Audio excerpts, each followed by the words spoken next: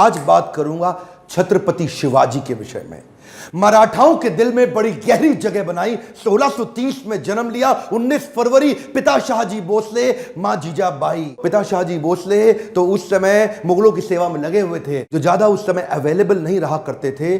तो मां जीजाबाई जिन्होंने ज्यादा समय बिताया छत्रपति शिवाजी के साथ में। शिवाजी छोटा सा बच्चा, उसको बचपन से ही महाभारत से लेकर रामायण तक, रामायण से लेकर भगवद गीता तक और सारी पौराणिक कथाएं उनको सुनाया करती थी। असर क्या हुआ, छोटी उम्र से ही एक स्वाभाविक नेचुरल लीडरशिप शिवाजी के अंदर दिखने लगी। छोटा सा बच्चा, लेकिन वहीं पे मावल नाम की एक जगह, एक स्थान जहां पे कई गांव हुआ करते थे, जो पुणे के नजदीक था। आज का जो पुणे है ना महाराष्ट्र में, उधर ही मावल के पिछड़े और गरीब लोग, लेकिन वो उनमें साहस बहुत था। तभी शिवाजी ने देखा, 12-15 साल की उम्र में ही उसने देखा, वहां पे 3 साल उन जंगलों में वहां घूमता रहा, लोगों के बीच में रहा, तो उसने देखा ये लोगों में ताकत बहुत है, शक्ति बहुत है, पर ये अनगाइडेड मिसाइल है। एक दिन उसने सारे दोस्तों को और वहां पे गांव के कई लोगों को इकट्ठा किया और उनको क्या बताया कि मराठाओं को मुगलों के नौकर के रूप में जाना जाता है, और ये जो नौकर होता है ना, ये जो गुलामी है, ये एक मानसिकता है और कुछ नहीं है। It is a state of mind. इस गुलामी को तोड़ना है, मराठाओं को इससे बाहर निकलना है। तो ये निजामी शाह, आदिल शाह, इनके चंगुल से मराठाओं को पहली बार बाहर निकालने के लिए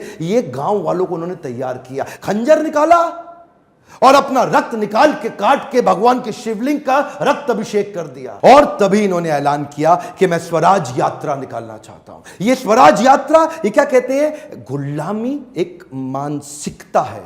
क्या है? एक मानसिकता है। आप गुलाम अपनी मानसिकता के कारण है, और वहां पे गुलामी की मानसिकता से मराठाओं को निकाल के खड़ा करने के लिए, अब टीम तो छोटी थी, मैन पावर थी नहीं, रिसोर्सेज थे नहीं, उतने फंड्स थे नहीं, उतनी पीछे से सपोर्ट और ताकत और कोई अलायंस अभी तक था नहीं। तो शुरुआत बहुत इंटेलिजेंटली, देखिए ये जो थे ना, ये व्यक्ति छत्रपति शिवाजी, सारे सुनिए, भारत को पता होना चाहिए, छत्रपति शिवाजी एक कंबाइंड अवतार मान सकते हो आप, महाराणा प्रताप के शौर्य और उनकी ताकत और उनके साहस का, और कौटिल्य चाणक्य पंडित की उनकी बौद्धिक शक्ति, उनकी बुद्धि और उनकी कुटिल नीतियों का ये कंबाइंड अवतार थे। तो ये क्या करते हैं, छापा मार युद्ध करते हैं, द्विकंटक नीति के साथ जाते हैं। इसको क्या बोलते हैं, गोरिल्ला वॉरफेयर। और गोरिल्ला वॉरफेयर इसे कहते हैं गनीमी कावा। छोटी उम्र के अंदर इतना इंटेलिजेंस, इतना इंटेलिजेंस। गनीमी का मतलब क्या है, दुश्मन, और कावा मतलब उसको बेवकूफ बना के हराने की टैक्टिक्स।